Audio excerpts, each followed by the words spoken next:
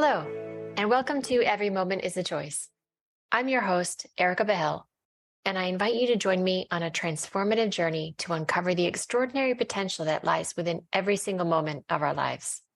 From the choices we make in our relationships, careers, and personal growth, to the mindset we embrace in the face of adversity, this podcast will empower you to embrace the notion that every moment holds a choice, and it's up to us to seize it. Join me as we engage in insightful conversations with thought leaders, experts, and everyday people who have harnessed the power of choice to achieve greatness, overcome obstacles, and create extraordinary lives. If you feel inspired by this episode, please rate it and consider subscribing. I'm keen to know how it's impacted you. Today, I am delighted to have Joyce Nazario on the podcast. Joyce is an expert in patient experience, now a growing field in hospital and healthcare management, but one that Joyce has been pioneering in Asia, particularly in the Philippines, for over 13 years. Based in Manila, she is the first person in Asia to earn the Certified Patient Experience Professional, or CPXP, accreditation, and is currently the Patient Experience Excellence Head at Metro Pacific Hospital Holdings, the largest private hospital network in the Philippines.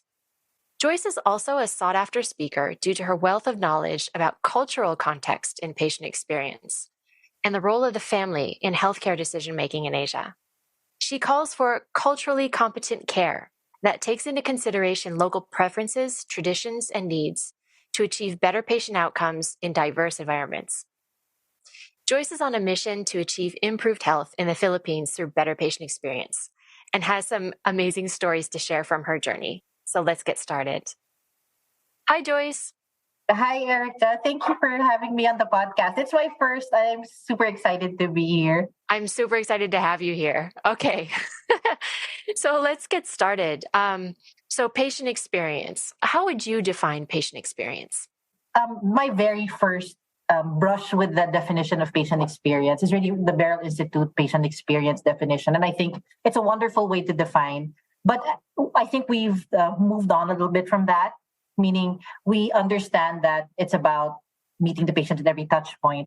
But my definition now would probably be a little bit more about how each patient experiences at every touch point. So for me, patient experience or great patient experience excellence really is assured, affordable, and accessible care at every single touch point in the journey. So we have to, for me, patient experience has to have those in mind. Every encounter with the patient, whether it's face-to-face or virtually or on a website or post-care call, that's patient experience for me. Awesome. I've heard you've done some interviews and you've been on stage talking about patient experience specifically in Asia, different from how it is in the US or in Europe or in other places. What makes it different here in Asia? I think there's a lot of priority in having the family within the healthcare context. I see that healthcare is a familial experience. Just a very good example, when my uncle, who is actually a second removed uncle, gets sick, everyone in the family is in a group chat. And everyone wants to know what are the results of the test or what is the result of the last time he went to the hospital. It's a group chat of 15 people. And these 15 people are going to be with whoever the sick family member is on a rotation. And these 15 people want to understand at every point what's happening in the journey. We don't do things here, I think, in the Asian context alone anymore. We always have to have someone with us no matter what we do. And there's actually a lot of expectation around having family members, and I would say even friends, within your healthcare journey. There's so much expectation to have someone around you during your healthcare journey. And so many people are involved in the healthcare journey. And I think it's a wonderful thing because as a patient, one of the few things that you feel like you can control or have control over is your emotion. And that's why patient experience is very different from customer experience. Yeah. Customer experience, you have a lot of agency over what you're going to do or what you're going to choose. You have agency over the product you want. You have agency over the purse you want to buy, the shoe you want to, But when it comes to healthcare, because you know so little about sometimes what's happening to your body, you have no agency sometimes over the choices you make. You hand over a lot of trust and a lot of faith in the healthcare system. And a lot of the only things that you can really control is really your emotions. and it's your family and your friends that help you manage your emotions so that you can get that a little bit out of the way. You'll have a more positive frame of mind or more positive emotional, you know, um, experience at the time because your family and friends are there. And then your body, you let your body, be treated or doing the things it needs to do along with the healthcare system. Of course, the healthcare system should for you to have an excellent patient experience should empower those within your emotional sphere, your emotional community, so that it works really well all together. I love that answer because there's a lot of talk nowadays in patient experience about kind of service excellence or customer service and prioritization of things like NPS scores or kind of brand recognition for certain healthcare providers. But yeah, coming back to what the patient is actually experiencing and the kind of support system they have around them in terms of a family or friends makes a huge difference. And I agree. I've been in Asia for 15 years now, although I'm from the US. And I see it too. You don't go through things alone here. Yes. And I think that's a beautiful thing. But also very interesting in terms of how a patient experience professional then engages with a patient. Do you engage with the whole family? Are you on the 15-person group chat as well? Yeah. Like how does that get handled? Oh, I think number one, a lot of the times, I mean, just very simply, say in the Philippine context, once you walk into a patient's room, it's just that they're never alone. So whoever is inside the room, if you're a doctor, if you're a nurse, you will have to interact with the family that's there in the room. And of course, if the patient is there, maybe if you have a very simple procedure, 2-3 day procedure, there are just a couple of times that you'll meet with the family. But especially for those patients who need longer term care or very, say, high level care, you really get to know the family and friends of the patient because you do see them very often as a healthcare worker, whether you're a patient experience officer who does daily rounds, whether you're a nurse, of course, who are there through a number of shifts and through a number of days, the doctor, of course, who sees the patient outside of the in-room setting. Of course, they see you outpatient. You will really get to know the team behind the patient, the team behind the patient, the family and friends. Even, and I know this also happens, of course, in the Western context, the partner. I mean, the boyfriends and the girlfriends, they're very much part of the families here as well. So you will really see them around and really part of the group chat or the group, how you address. In the Philippines, we really look for, I would say, 1 or 2 family members that we also communicate with along with the patient. Okay. We actually, one thing is a little bit funny about the Philippines is I think in the Western context, everything is confidential right away. It stops with the patient. In the Philippine context, you ask the patients, do you want your medical details to be confidential from the immediate family with you? We actually ask for that because it's kind of a given already that whoever is with you, they're going to find out about your medical, whatever happening in the healthcare journey or medically to you when they're in the room. Yeah. Wow. I know it's it's a different setup. And I think it's very interesting how, as I don't think it's just the Philippines. I mean, I think it's different places across Asia have similar as well. And one of the things I really like your phrase when you talk about culturally competent care. Yes. I mean, this isn't just involving the family, but this is kind of all different types of factors. What other factors are there in culturally competent care? In the Philippines, we have two major religions. So of course, a lot of us are Catholic, but we have a lot of Muslim brothers and sisters, and that also goes into the other countries, of course, surrounding in Southeast Asia. And there are a lot of things that you really have to think about in terms of making sure that they have the care that is appropriate to their religion, number one. So, of course, the food that they eat is very important. It's really part of a lot of the, depending where you are in the Philippines, like the hospitals of Metro Pacific Health that are in Mindanao, they really have their own setup for our Muslim brothers and sisters. They have certain languages as well. And we have interpreters already available. You don't have to look for one. They're integrated into the staff already, so that there isn't any gap in terms of getting to communicate with the patients according to their language. Again, food is very important. And one thing that I know, it's very simple, but I think the dignity and privacy, especially how different cultures manage the females and males, it's very important for them. I mean, especially for the females, they really would prefer to have female healthcare workers taking care of them, especially in more vulnerable settings, say, of course, bathing, dressing up. certain procedures that would require them to remove clothing. It's very, very important for them that that is part of the care that they're given, the dignity according to the where they are in the country. Also, the way that you get to talk or speak to different healthcare workers. When I was having a conversation with my colleagues from Bangkok, actually, and he was saying, the difference between our nurses is the Filipino nurses are very, I would say, outgoing. They're very outgoing. They find out that you're Filipino or even understand a little bit of Filipino. They call you kuya or ate, which is like which is a very respectful term for an older brother or sister. Kuya, you're here again. So ate, you're here again. But he was saying that a lot of the Thai nurses, because of the culture, are very, I would say, a little bit more demure in the way that they get to speak to the patient. So sometimes also, especially for cultures that are very, I would say, more straightforward, there is something in a way in the way that the healthcare does happen. So it's the same thing. If you're a patient and you're Thai, you're not as straightforward in asking for what you need because that is part of your culture. So it's the same. If you are a healthcare worker and you're taking care of your Thai patient, you have to understand the culture and be the one to draw out what they need. You have to draw out what they need, but in a way that doesn't overwhelm the way that that how they're thinking, how they're feeling at the time that they're in the hospital or on the phone or whatever way that they're interacting with the healthcare system. Yeah. I mean, there seems to be so many factors, but the end goal, like you mentioned earlier, is kind of the emotional state of the patient. And Yes.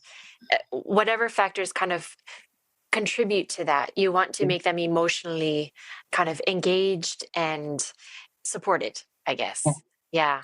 So that's so cool. I mean, across Asia, there's a huge diversity of languages, like you mentioned. So there's language, religion, the different kind of cultural norms that come along with religious practices, Yes. and all that and everything. So do you make sure that your staff, because you mentioned there are some integrated in Mindanao with the Muslims so that they can treat Muslim patients. Yeah. The diversity of your own staff when you have a patient experience team, do you have to craft it specifically for the type of patients that are coming in? Yes, we really do as much as we can. Well, Mindanao is very specific because they have a very high population of, say, Muslim brothers and sisters. So, of course, you will really see within the staff it's integrated. Of course, they wear what they have to wear on top of their head. So that's really part of it. That's very normal for them. They also have certain languages. Again, one of the languages we often hear in Mindanao, it's called Tausug. No, so there's a certain hospital that we already have staff that speak Tausug already for the specific set of patients. One of the things that we like to do, and it's very important and I think very specific to the patient experience team, is we have this thing called prepping. Prepping, you prep. You prep the patients and you prep actually also your doctors because you kind of act as an in-between as patient experience. I like to say that we're kind of the gap fillers, right? Because we understand the patients, but we work with the healthcare workers. So we fill the gaps between them. So we often prep, for example, our patients. If we have a good relationship with them, we need to tell them, oh, by the way, your doctor is actually pretty, he speaks really fast and he's very smart, but this is the way he gives you healthcare information. Before he arrives, you might want to list down 3 questions already so that when he comes in, he doesn't forget that to answer those questions. On the other hand, we'll talk to the doctor if he's coming in before the patient. By the way, your patient is very shy, and she actually mentioned these things to me. So when you come in, maybe doctor, you could bring up these certain aspects that she was asking me a bit earlier because I believe she would like these addressed during the conversation you have when you come visit your patients. So that's a very important aspect of, I would say, patient experience.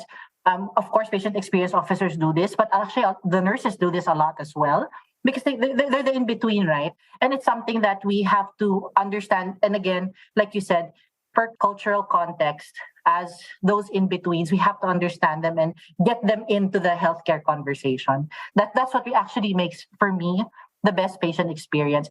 When you mentioned earlier that brand is important, of course brand is important because we're a business. We need patients to come into the hospital. That's true. NPS is important because we want to understand that do the patients really love us enough to come back or tell other people that, this is a good healthcare institution, come to the healthcare institution. But in the end, as much as I give a lot of importance to these. Personally, we track also NPS as a metric, as a business metric. But in the end, it's really about what happens at the worst of times. And even just to share a story that it happened lately to someone on the team as well, that unfortunately there was something going on in the family. They had to bring that person to the emergency room, and he didn't say to the marketing team, "Oh my gosh, marketing team, it was amazing." The first person he talked on the team was me and said, "It was amazing care that we received in the emergency room. It really matters." And I said, "Yes, of course, patient experience matters," because in the end, that's what they remember. They're not going to remember as much what they saw online. They're not going to remember so much whatever number of stars the hospital has. They're going to remember the care that they actually received, on the spot. And even more so if it's appropriate to who they are as a person. And again, that's where the cultural context comes in. Was it appropriate to them as a Muslim? Was it appropriate to them as a Buddhist? Was it appropriate to them as, practicing Hindu? Was it appropriate to them, again, as an Indian? Were they spoken to in a way that tried to adjust to the accent that they had? Were they spoken to in a way that they have a different way of speaking English? You're trying to meet that gap so that they have better understanding. That matters the most. Yeah. And what you brought up there highlights, like you said, the difference between a customer experience and a patient experience. When someone is a patient, they could be there in an emergency situation. They could be having one of the worst days of their life, basically, if they come in for a serious injury or something has happened to their mom or something. I mean, this is really, the emotions will be running so high. And in that moment, they need something more than just, a shiny waiting room or a nice digital app or something. They need empathy. Exactly. They need empathy. And I think that's what you're describing, is meeting them where they are. That's so beautiful. So beautiful. Yeah. So we talked a little bit about the diversity in the kind of healthcare team and in the patient experience team. How do you see the role of, you said patient experience is kind of like a go-between sometimes between the doctors and the nurses. Do you ever find yourself having to do like damage control? Because a patient's experience is always, it's not just the patient experience person who formulates it's whoever they come into contact with. Yes. So are you often trying to kind of talk to doctors or other healthcare workers? Definitely, because I think it's really more of when we talk about damage control or going between, it's really more, again, it's getting, say, the doctors to understand how the nurses are, or the nurses to understand how the doctors are, or the patients to understand how the nurses are, or the patients to understand how the doctors are. It's really putting things into the right context. And of course, for example, the doctor came in, they were short with the patient, and the patient says, "I don't really like that doctor too much. He's really short with me." And of course, our job as patient experience officers would be, actually, your doctor is one of the best spine doctors that we have in the Philippines. We understand. It's just that, this is her or his brilliant mind, the way he talks. But if you look at the actual results of what you were doing, you actually have the best results we've ever seen, compared to other patients. I will talk to him, of course, and let him know that you would like to spend more time with him to understand a little bit more. And I know for a fact that he's very concerned about you, because when we get to talk about you as a patient, he's really looking at the results that you need. So it's just really about his communication. And I know that he's working on it as well. And then, of course, we'll get back and you have to be very honest. You get back to the doctor, and I'll do it maybe in a more Filipino way. "Doc, the patient was saying that they might want to spend a little bit more time with you." And that's how we do it, right? That's the go-between. She was saying, the patient was saying that, she's really smart, but they didn't really understand some parts of what you were saying. Can you do that the next time, doc? Yeah, I mean, that's the way it is, right? That's the way it is, because you have to meet people or try to get them where they are, so that they understand better. You're not going to apply. And that's one thing, as a patient experience professional, you have to learn how to adjust and move like water through everyone and everything. You have to have that capacity to be flexible. Sometimes you're going to be the tough person. Patient experience often has complaints management under them. I was a complaints manager for many years. Sometimes you have to be the person to, stop very intense situations. So you're the tough one. But a lot of the times also you're kind of the buffer for a lot of things that are happening. You're the soft one when it comes to certain interactions that are happening. So it sounds like, in terms of the top skill set for patient experience, you're talking about communication. You've got empathy in there. Yes. What else would you consider kind of the top skills for someone in patient experience? Critical thinking. Very important. because Critical thinking. you're put into a lot of situations where, well, number one, you have to be very knowledgeable about the healthcare system. You can't be a true patient experience professional without understanding the ins and outs of a hospital. I had one of my former bosses, her name is Marilyn. She was the first one who actually used patient experience in the Philippines. She was my boss in my former company. We actually work together now in Metro Pacific. So she's the one who used it here, and she got it from Cleveland Clinic. So more than 10 years back. And she was the one who didn't allow us to go on the floor without having enough training from the ones who were the other patient experience officers that were working, because she said that we can't do our job right if we don't understand what's happening within the healthcare system, because it's so complex. The hospitals I used to work for, there were two hospitals of 600 beds each. For the Philippines, that's a very big hospital already. So I believe in the same thing. You have to understand the system very well. And number two, how to think at the moment.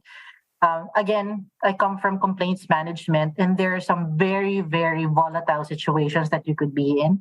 It could be privacy. It could be, a very bad outcome. You have to rethink on your feet sometimes with, having to mix being empathetic, but honest, but also understand your position as someone working in the hospital, right? You can't just throw that out the window for the patients. You have to balance all of those things. And critical thinking really, is able to manage all of these things together. And as a patient experience officer, really top skill for me. And it's not something you can just learn. It takes a while. It takes a while for you to be able to do that within the healthcare context. Yeah. It seems like, there's so much of a responsibility for patient experience officers and anybody who is dealing with patients frontline to be able to make decisions in the moment. Yes. So, not everything is a checklist and not everything is kind of prescribed, right? So you have to think of, how do I deal with this situation in the moment? What are the tools I can use to do that? I know that you are a certified patient experience professional, the CPXP, which is a international accreditation. How do you, when you're managing people who are patient experience officers, do you kind of train them in similar techniques, or do you give them communication skills? What kind of things do you do with them? Here in Metro Pacific, currently my role is really, I'm at the head office at the moment. So I don't do a lot of operations anymore. But in my previous experience, yes, it was very important for the new patient experience officers to really learn on the floor. So, of course, they read the policies as part of it. They go through the induction. But a lot of the time, we really did a buddy system throughout the different departments of patient experience before they could actually take care of patients on their own. So it is very important that they got to see, frontline patient assistance. So, of course, we have the kind of concierging. You have the one-on-one assistance, or you're deployed to a high traffic unit and you do a lot of patient management and flow. The analytics part, of course, so that they could see the surveys, understand how the reports are being made, and of course, how the reports are being relayed through the hospital, through the different road shows or the different town hall style of reporting. So they should be part of that as well. The rewards and recognition part, of course, we have to celebrate. I think that's one of the best parts about healthcare is we're so celebrated now, and there's a lot of recognition that finally the healthcare workers have received, because the years prior to COVID, it was terrible online, Erica. There were so many, and I don't know if you remember, there were so many tired nurses and doctors pictures being put online and saying, our doctors are sleeping on the job, or our nurses are sleeping on the job, but they were just tired. And now it's the flip, right? When we see tired doctors and nurses, we celebrate them now that they're there taking care of us. And I'm so happy. One of the very, very few positives of COVID, there's a lot of realization how difficult the work is in healthcare. And, it's a good thing in a lot of ways. So we have to celebrate that. So, of course, patient experience, we're the ones who, of course, bring in the voice of the patient to make sure that it's celebrated. So that's a fun activity as well. Of course, again, as the complaints management part, they have to understand how to frontline handle issues and concerns and make sure that things don't escalate, or as much as possible, the service recovery turnaround times are pretty fast, because we want, we're all people, and there's no such thing as zero errors when it comes to services, because humans handle that. Right? Yeah. But a good system has a very good service recovery system as well embedded. And that's one very important part that different patient experience officers do have to do. So, just to recap, so of course we have the frontline assistance, we have our concierging, we have the we have the rewards and recognition, we have the analytics, and of course, we have the complaints management as well. So those are important parts of what a patient experience officer should have. Strategy, of course, as you move up, strategy comes into play already as well. So I'm really more of strategy at this point in time. Yeah, yeah. You brought up the kind of the patient's overall perception of healthcare workers and how that's Yes. changed with COVID.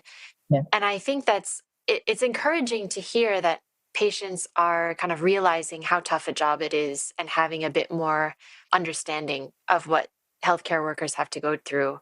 Do you think that's universal? Because I think in some cases, patients have not always seen them, with such sympathetic kind of lenses, or maybe they did a bit during COVID and now it's gone back to, oh, why am I not being treated? Why is this taking so long or something?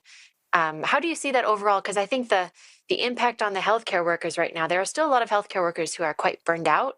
They are. And patient experience, you can't give unless you have yourself. It's hard for patient experience people to actually, if they're burned out, show a lot of empathy.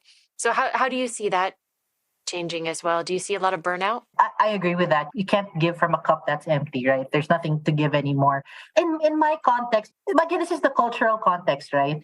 The Philippines export nurses. We have so it's kind of different because a lot of other countries desperately need nurses. The Philippines, we have the nurses actually. We're very lucky in that way. Well, I would say the last 2 years, what actually exacerbated the shortage of nurses was the Philippine healthcare system decided to move to K to 12 a couple of years ago. So K to 12 before we were K to 10. We didn't have the seventh grade, we didn't have the eighth grade. It's up to the sixth grade, and then you'd go straight into high school 4 years, so 10 years. So what happened was and the years that happened coincided with COVID. So there was a massive shortage of nurses everywhere because also the Philippines had a shortage of nurses for the very first time because there were always a lot of nurses in the Philippines.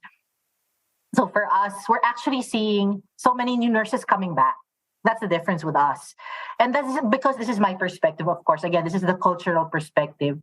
We know that they're coming back to us again because they didn't go during COVID because number one, because of the change in the educational system, that's number one. And number two, because of COVID itself. But now this is the first year because the shortage came in 2020, 2021. So it just really, it coincided exactly. I would say nursing enrollment is up again this year. There are so many more nurses who are set to graduate within 2023. So we know that it's there. There's burnout, but they're going abroad again. I mean, everyone is going back abroad. And again, it's a different context. I would like to be able to speak more for the other countries, but for us, it's a bit better already. It's a bit better in our case because again, they come from the Philippines. A lot of them come from the Philippines. Yeah, I mean, living here in Singapore, most of the nurses at the hospitals here are Filipina, and I think that's. Yes. I think wherever you go in the world, Yes. you're gonna find Filipina nurses. What is the trend behind that? Why are there so many nurses coming from Philippines? Again, go back to the cultural context. It's just that the culture of the Philippines is caring. Yeah. We're as a culture, we're hospitable. We take care of each other. 15-member group chats. That's the kind of culture we have as Filipinos. You know, when I get to talk to colleagues, friends, especially Western, and they talk about, say, a assisted living home or nursing home, that doesn't happen in the Philippines. Your grandparents are going to stay and live with you. And if they don't, people will think, oh my gosh, why aren't you taking care of your grandparents or the old people in your family? It's just almost unheard of. Even the poorest of the poor would have their grandparents or the elders in the family come live with them. Your aunts or uncles who don't have children, they will come live with you when you get older. It doesn't matter. It's just the culture of the Philippines. And that's why I think we're so drawn to the nursing profession, because that part is not, it's not hard to learn not hard to learn. Maybe they have to change up the empathy and the warmth and the compassion for the family, to make it appropriate to the healthcare setting. But it's there already. It's not something you hardly have to talk about because we always say it's like, oh yeah, they're like family. Again, the term I was telling you, ate, kuya, that's for an older family member, or even older, tita, tito. That's for an older family member, aunt or uncle. It's just everyone gets called that.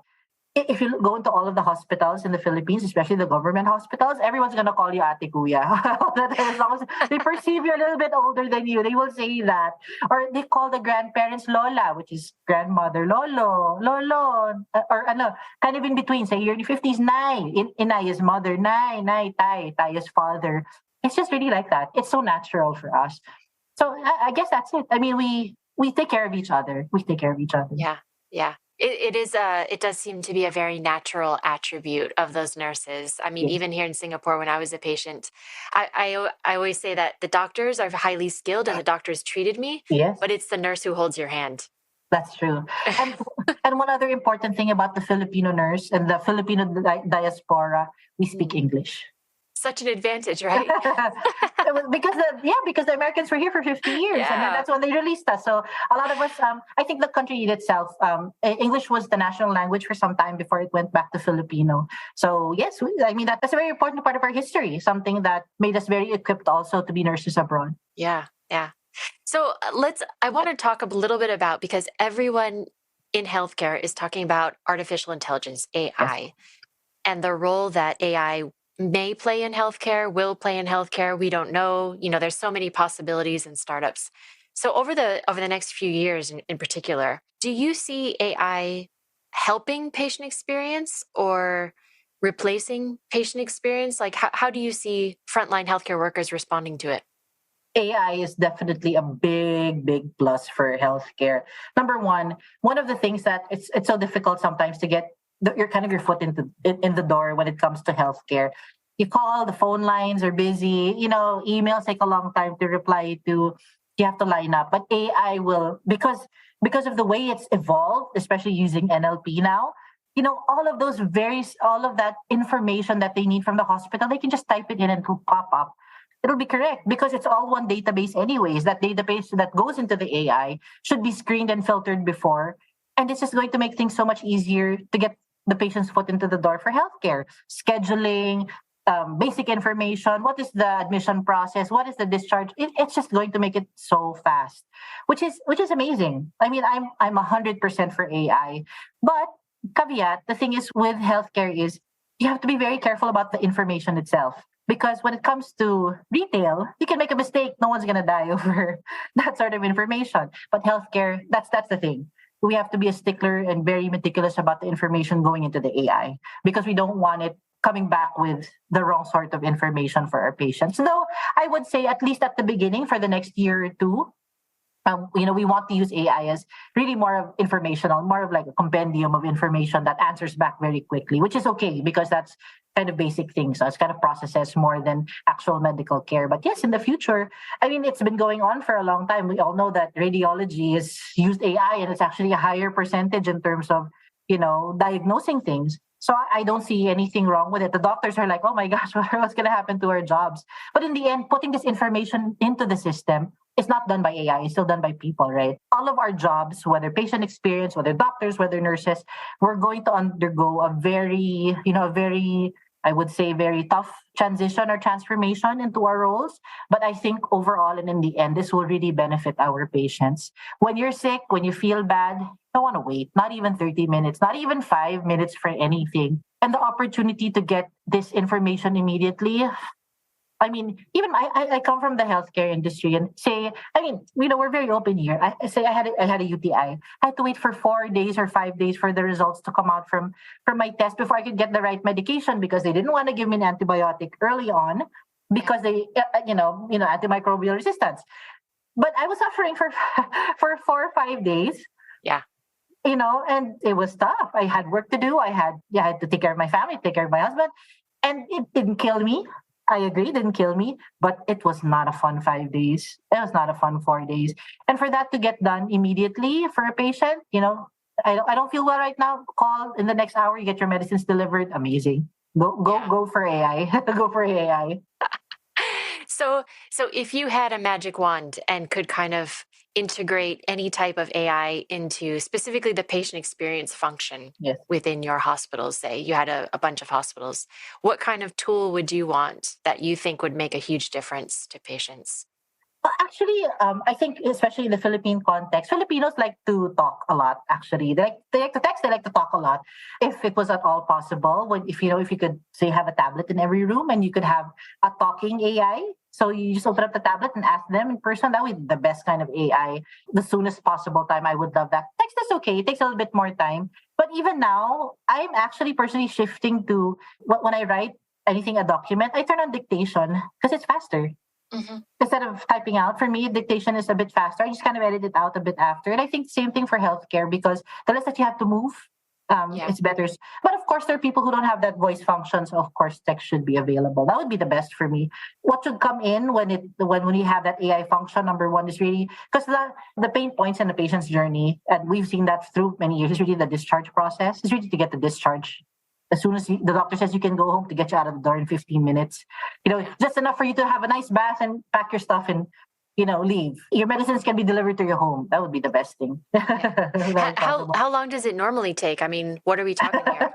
Well, it's not just the Philippines, but I think an average around the world is around 4 hours, probably from discharge. Yep, it does take, and that's considering I would say after the clinical discharge. Yeah. So, yeah, it does take time. Some hospitals are very good at it. They do it in an hour. If you have insurance, you can get out in an hour. But some hospitals don't, especially you have to pay on your own, or your payments are coming in from multiple sources. Yeah, it can take a couple of hours before you can leave the hospital. Yeah. That's kind of an impact on the patient, but also on the hospital because you're not freeing up the bed. Exactly. On the next patient who can't get into a bed, right? Yeah. Because they want to get into a bed, but they're stuck in the ER. They can't get into a bed, or even a direct admission patient who's ready to get into the room so that they can prep for their surgery the next day. They can't get into the bed because someone is still there. They have to clean up afterwards. Do the disinfection.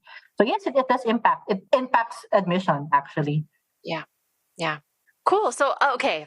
So I want to hear a little bit more about you and your journey through to PX, patient experience as well. So if we go back in time a little bit, as a young girl, would you have envisioned that you'd be doing patient experience? What were your aspirations? I mean, not at all, but of course, as every little girl and her dad was like, "My darling, you're going to be a doctor one day, aren't you?" I was like, "Yes, of course, Dad, I'm going to be a doctor." So I went to the right schools. I did train to be a doctor, but I have to be very frank, my grades were not that good, and I'd feel very sorry for the patients who would have me as their doctor. But I couldn't get it out of my head. I mean, whenever I walked into a hospital, I was like, I really like it here. I couldn't I was so interested in what was happening in the hospitals every time I had to walk into one. I mean, I was very lucky. I don't remember really having to go myself. But of course, your parents go there, your relatives, your friends, you come visit them. And I was just so interested with everything that was happening. So I thought, maybe I should go back into healthcare. I actually went to school in Germany for a couple of years. And, I came back and my dad was like, "So what do you want to do with your life?" I'm like, "I don't know, man, maybe you should just, I worked with them for a while. And then there's a new hospital that was being built. And I joined that hospital as back then it was customer care officer. And my dad was like, "I don't know. I think you went to too much school to to join at that level." I was like, "No, just let me try, please. I want to try it. I want to try it." Mm. Okay, fine. As long as you don't ask me for money, and you can take care of yourself. Fine, you do what you want to do. And I just found the passion for it. I was always the one who when the managers would ask, "We have a patient here. Can someone stay?" I'd be like, "Yes, I'll be the one to stay." Is there an opportunity for promotion? Yes, I will work every weekend for the promotion. It just became my life, and I loved it. I mean, I was so amazed, especially when it really transformed into patient experience. And I think that was really the tipping point where it became patient experience versus customer service. Because back then, customer service it felt very, I mean, it was nice because I did a lot of, I would say, VIP assistance because the hospital I worked for before is a premier hospital in the Philippines, which was nice.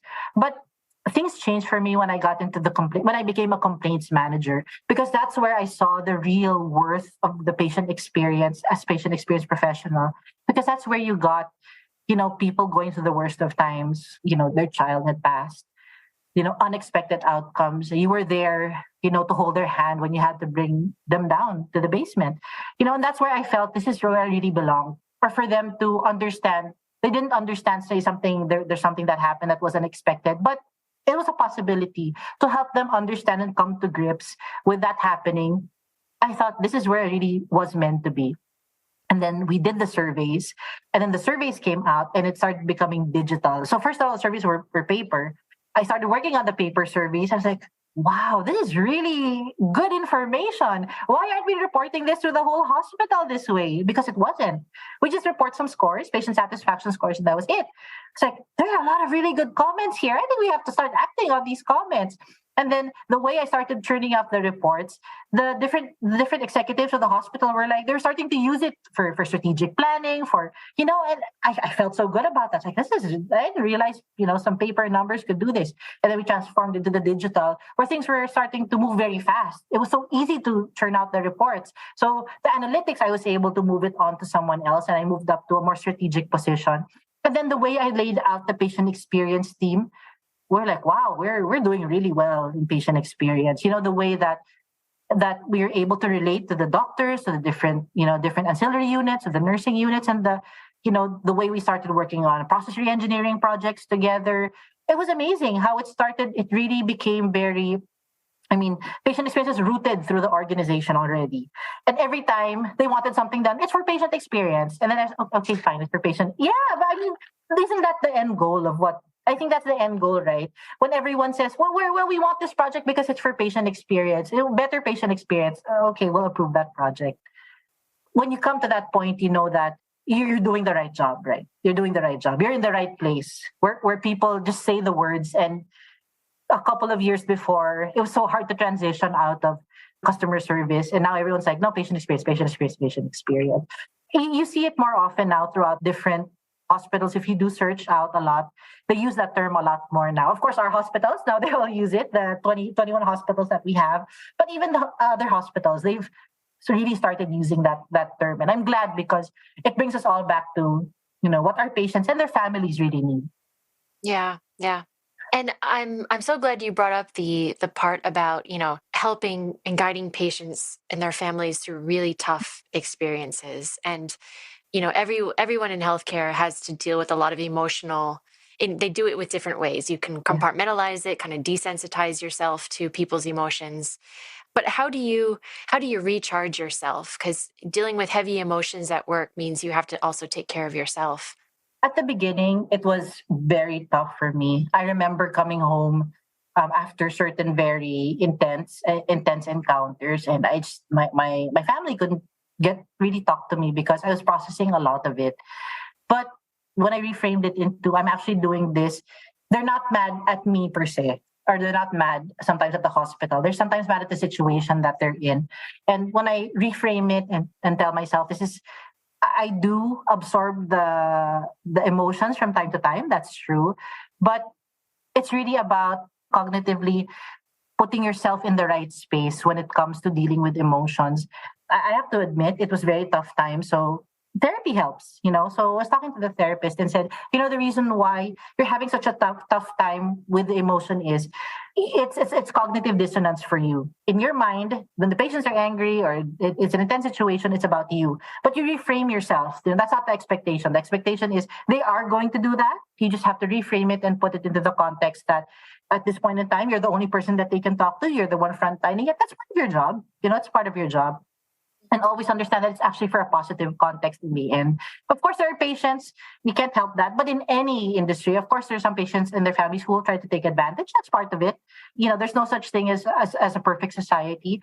But in the end, something did probably still happen to them. They probably triggered it. So it's about us. It's up to us to be able to fix that, or at least make sure that they have an understanding of the real situation and help them come to terms with that. When I get home, of course, I love my crafting. Crafting is a lot of ways for me to express and to, de-stress or to decompress from what I do. I love crafting. So I was very into that for a while, especially when I was on the front line. Yes, not as much now because I'm in strategy right now and I handle a bigger, so now a lot of my free time is doing things like this. talking about it more. But yes, I do that. I love my daughter. My daughters, they're into sports. My husband is into sports as well. He's a basketball coach. So watching the basketball games, the soccer games, the tennis games that they are. It's such a different, you have to switch your mind because it's so different from what's happening in the hospital where there's so much movement. It's really one thing happens to result into something immediately. There's no long process time. It's amazing. It's a good way to. It's really a good way to de-stress. And I wouldn't say I'm very religious in the sense, but yes, of course, I'm Catholic, so a lot of prayers, faith really does matter for me. And of course, my friends. I really enjoy spending time with my friends and talking to my friends. We don't see each other as much as you're older. You don't get to see each other as much. But I love going on Instagram, exchanging memes with them. It's just a total de-stress. I love them. I love those jokes. I love those videos. 100%. I use that to de-stress. Nice. And I mean, it's true. You need to kind of remove yourself from this situation and get into a totally different situation as well.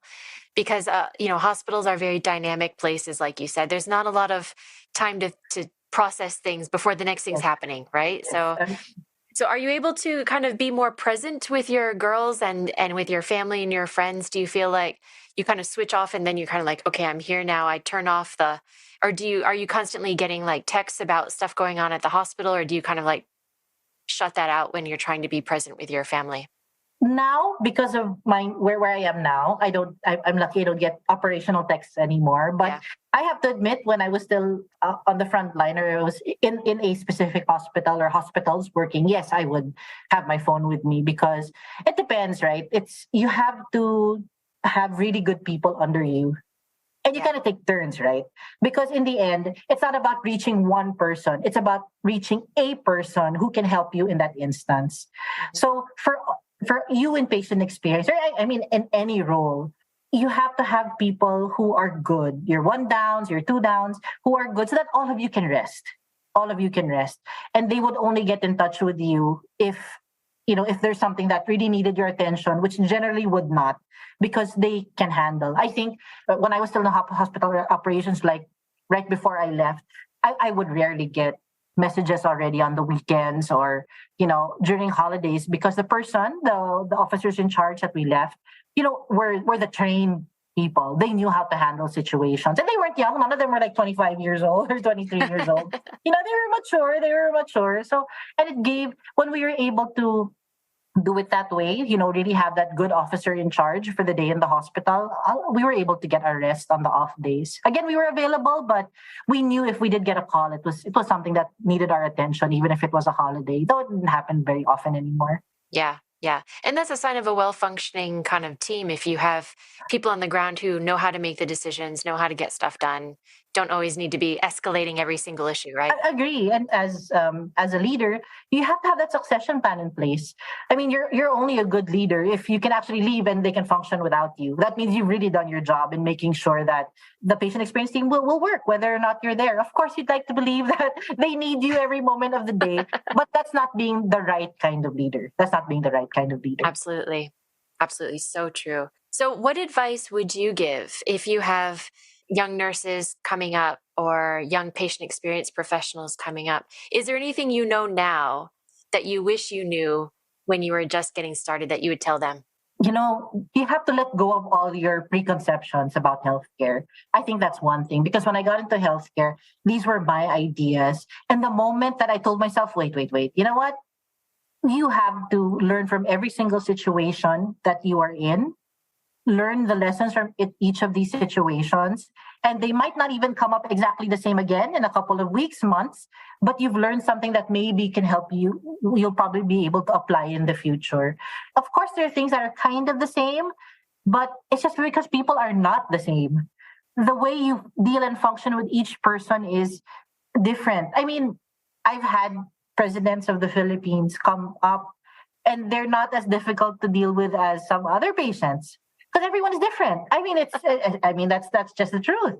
That's just the truth. But you know how to deal with people who have high expectations and demands of you. You're able to use that lesson from previous patients and use it into the current situation, and it makes it much easier for you, right? So, I mean, just let go of all preconceptions. And I think that's one thing that really helped me get me through the toughest of situations is, in the end, number one, I was able to fix something or do something for someone. Very important. I always think about that It's like tough day, but in the end, you know what? I was able to do something good. If it wasn't for me in the end, at least it was for the organization, maybe for my co-workers.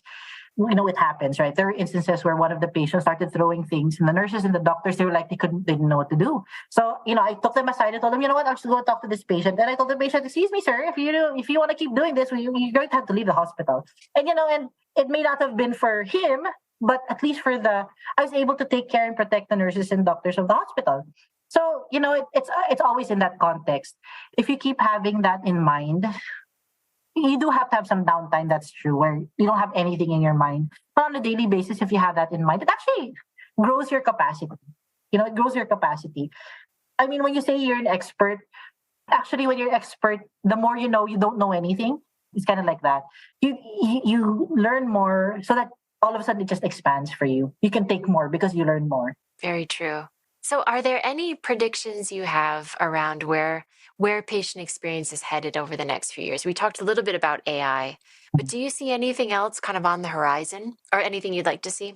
Patient experience in the home. Hospital at home is growing very much in the Asia aspect. And I think that's true because we've been seeing that, I would say, in the hospitals lately, high value cases are actually growing, meaning those that really need more difficult surgeries, etc. But a lot of the primary and the very simple cases are actually taken care of at home. And that was really pushed by COVID in itself, that people realize that they don't have to come to the hospital and be admitted in the hospital for 2 to 3 days when things can be done at home. Right now, patient experience is very centered where the facility is. And of course, I will talk about, of course, also as website, as, things that the patients can have touch points, but not as much as care at home. And I think patient experience has to move in that direction. How we're going to change the way we do patient experience in a person's home. Because, I mean, again, there's virtual hospital at home. How will we come up with new ways to collect data on that? How will we come up on ways on how to be empathetic, but also think about what we have to think about when you're also not in your home facility? Of course, there are a lot of different things to think about, the legalities, etc. So that's one direction that's very important. I think second is patient experience is kind of in between right now in the Philippines. I'm very lucky that Metro Pacific is putting me in leadership in some certain hospitals, but that's not happening in a lot of hospitals. So I think the transformation across the Philippines and across the rest of Southeast Asia, that's happening, where we're getting C-suite level executives already with the patient experience title. That's very important because, as much as I believe in grassroots, it does get a little bit faster done if there's pressure if it's a top-down approach.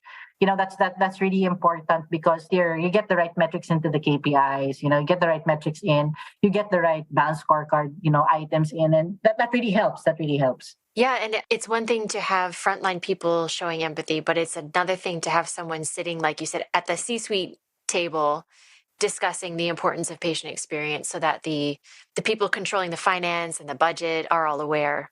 Agree. The modeling, right? The modeling. Yeah. I mean, if you see your C-suite executives doing the right thing, it's much easier for you to do the right thing as well. And I mean, my bosses who would really take the time and effort to do things, you wouldn't want to be like, parang, you don't want to be embarrassed because they do it, you don't do it, right? So that's important as well. Yeah. This has been an amazing discussion, Joyce. I love the kind of insight into your world. And I think the listeners, will appreciate it as well because it's so rare that we get to see kind of the inner workings, that kind of the day-to-day and everything of how patient experience actually works, especially in a place like Manila where you have so many patients. I mean, it's a massive city. How big is Manila, by the way? Oh, I think Metro Manila I think it's actually more, but I remember 2 years ago, we were at 11 million people in Metro Manila. Yeah, so that's any big U.S. city right there. Yeah. We're not talking about a small place. Yes. And everything. Yeah. So my last question, Joyce, today, you've talked about, patient experience is so important to you. What would you like to be remembered for?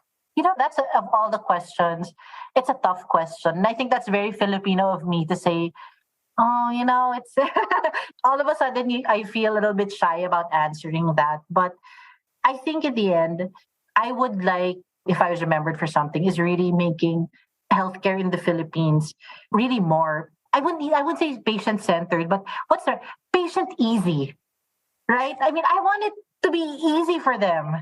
Yeah. Patient-centered, yes, that's true. But just make it easy for them. That's all we want. We just want people to be able to pick up the phone, type a message, walk into the hospital, and people look at them and say, "Hey, we're here to help you out. What do you need?" Okay, 5 minutes, you get stuff done. Patient easy. That would be the best thing. And the whole world for everyone. Myself, my family, our friends. Just make it easy for them to get the healthcare that they need. Thank you so much, Joyce. What a perfect ending. Thank you, Erica, for having me. It was I didn't realize it was actually an hour already, but I love patient experience. Patients, their family, they're what I live for. They're what I live for. Thank you so much. Thank you for listening today. I hope this has been a useful investment of your time. If you feel inspired by this episode, please rate it and consider subscribing. I'm keen to know how it's impacted you. Now go out there and seize those moments.